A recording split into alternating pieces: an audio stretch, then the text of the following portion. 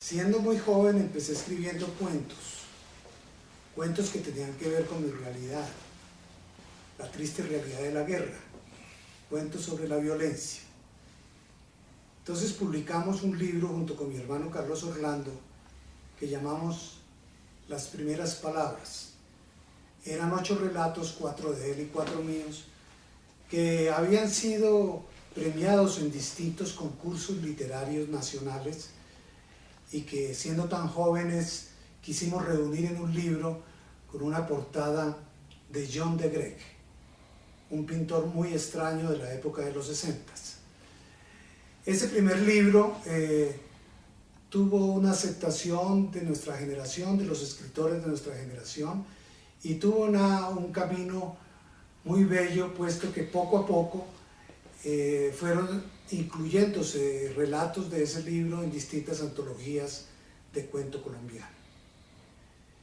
Escribí un cuento largo llamado El jardín de las Hartmann, que también tenía que ver con mi infancia, con mi pueblo, con el Líbano Tolima. Ese cuento partía de una imagen de unas alemanas que iban casi en fila rumbo a la iglesia vestidas de negro.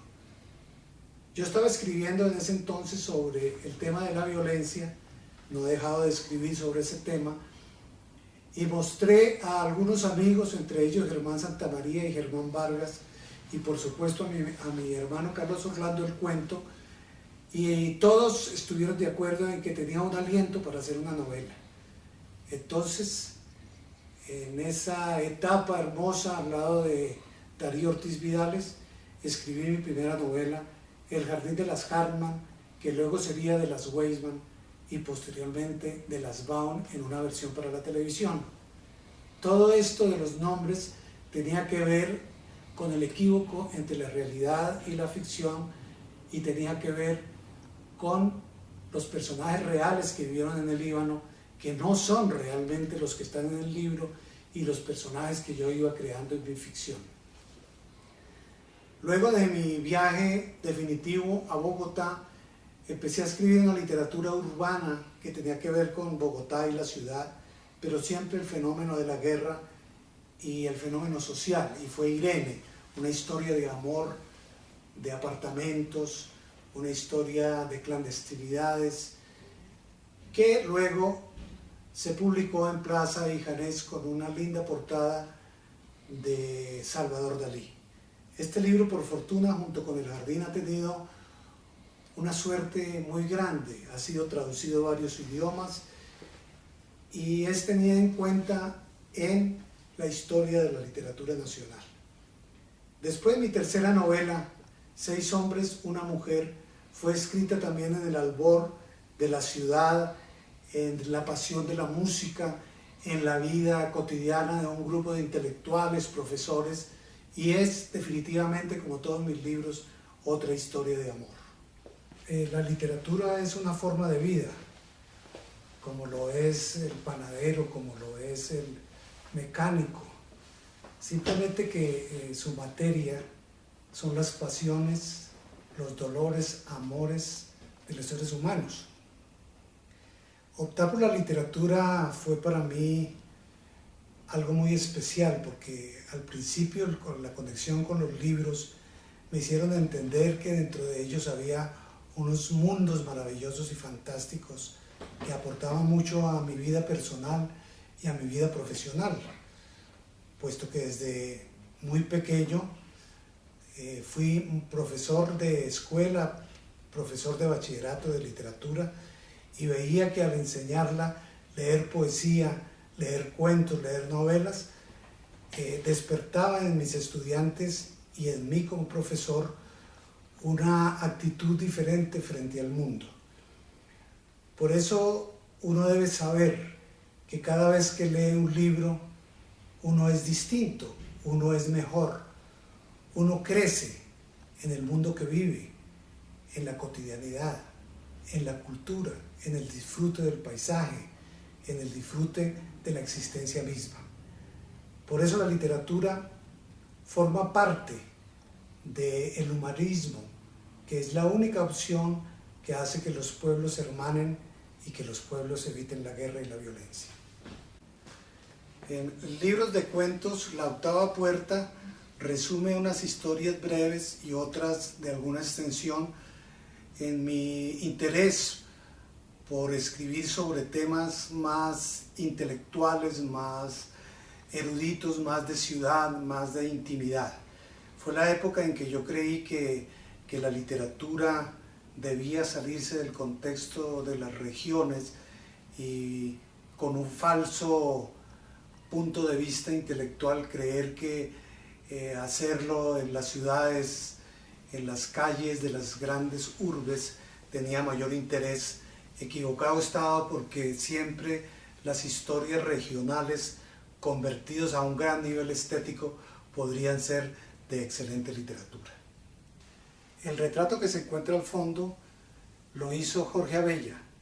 Fue muy lindo porque cuando se reunieron todos mis libros de cuentos en un volumen muy extenso que se llama Transeúntes del siglo XX, que fue presentado en la Cámara de Comercio de Bogotá, mi amigo pintor llegó con ese retrato y lo entregó en medio de todos los concurrentes. Fue un acto maravilloso. En Transeúntes del siglo XX se encuentran todos mis relatos desde la época de las primeras palabras hasta los últimos de las pequeñas batallas, que también tienen que ver con la generación que me correspondió vivir, convivir, soñar, beber, bailar, todo lo que un escritor debe tener para luego sentarse con disciplina a hacer su trabajo literario. La mayoría de las reediciones de mis libros han sido hechas por Pijao Editores, la empresa quijotesca que montamos junto con mi hermano Carlos Orlando por los años 70.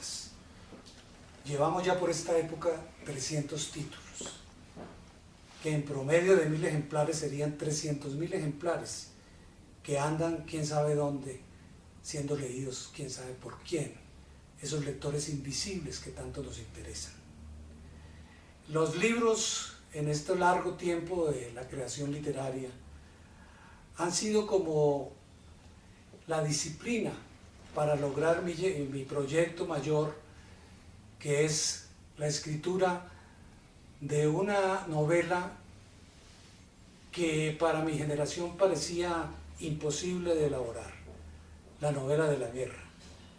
Y así he escrito un largo texto de 4 sagas de amor que tienen que ver con la época de los años 900, las guerras civiles, hasta llegar al 2001, la época de la caída de las Torres Gemelas. Ese es mi gran proyecto.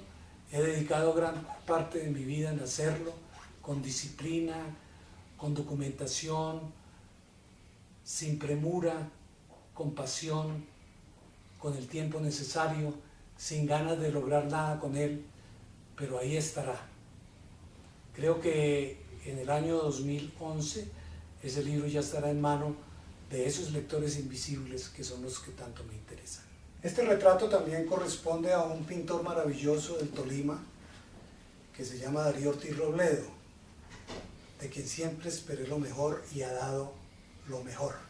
Gran artista, gran intelectual además. Lo pintó cuando tenía 18 y 17 años y fue cuando yo saludé con un pequeño texto su trabajo, su habilidad como pintor. El Tolima para mí significa las raíces, mi esencia, mi niñez, el origen de mis textos, mi familia, mi adorable madre, mis hermanos, mis colegas, maestros y profesores, el paisaje, la violencia, la guerra, todo eso es para mí el Tolima, el café, el olor de sus calles, Ibagué, la música y la literatura misma. El Tolima para mí son las raíces de mi propio ser, es el sentido de hacer de mi vida en la proyección de ese terruño, a veces sin ser nombrado, pero siempre presente. Hay quienes dicen que esa mujer aceita las bisagras para que nadie se entere de sus amantes nocturnos. Se oyen golpear copas, boleros antiguos a bajo volumen y sollozos en las madrugadas. Hay quienes dicen que esa mujer se turna los placeres. Otros dicen que su esposo no murió en la guerra, sino que le hace el amor desde el portarretrato. Forma parte este poema de mi libro Entre calles y aromas, que fue Premio Nacional de Literatura y de Poesía. Este libro contiene historias tristes de amor, de soledad, de música, de tortura, de desapariciones, eso que le duele tanto a nuestro país. Tengo mucho respeto por la poesía, por eso he intentado poco o lo he hecho secretamente. Una de mis últimas pasiones ha sido la pintura. Este es una de mis marinas que le hice a Elsa, mi esposa, para nuestra habitación. Tengo gran pasión por el mar, gran pasión por el color del mar, por las luces, por su inmensidad, por lo inconmensurable que tiene su entraña. Por eso pinto marinas. No soy pintor, simplemente un aficionado. A veces me siento apenado cuando viene Darío Ortiz Robledo a mi apartamento y saluda colega por pintor. Y yo le digo colega, porque él también escribe literatura.